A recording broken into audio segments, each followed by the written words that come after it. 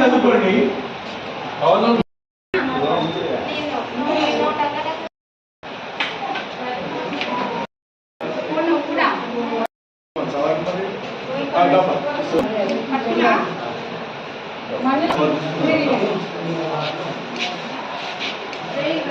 మైజుడు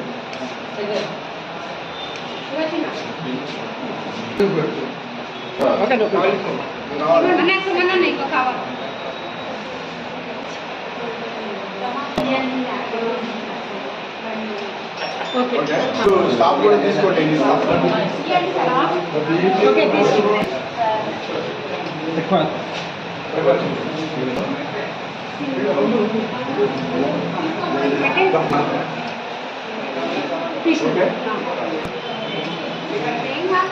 special photo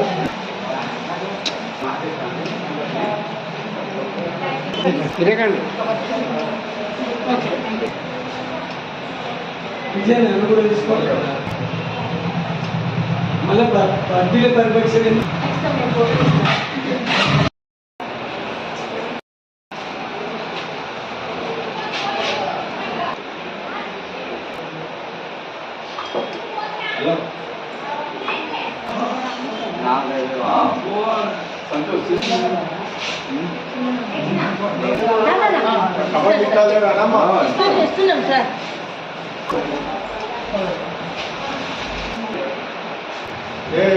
మన మంచిగా నిలబడి పక్కన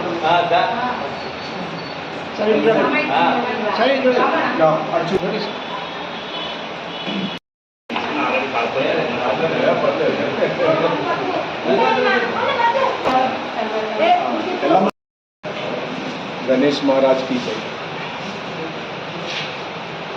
రేపు వినాయక చతుర్థి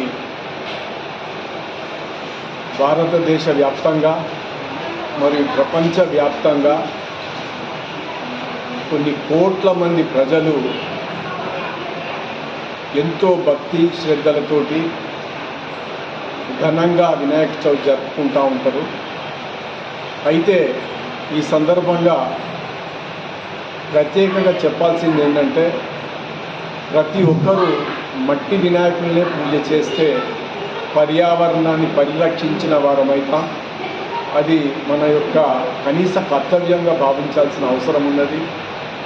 అఖిలాండ కోటి బ్రహ్మాండ నాయకుడు ఆ విఘ్నేశ్వరుడు మన జీవితంలో ఏ విఘ్నము కూడా కలగకుండా చేయటమే కాక మనకు ఈ సంవత్సరం పొడుగునా కూడా తప్పకుండా సుఖశాంతులు ప్రసాదిస్తాడని, అష్టైశ్వర్యాలు ప్రసాదిస్తాడని ప్రజల యొక్క ప్రగాఢ విశ్వాసం.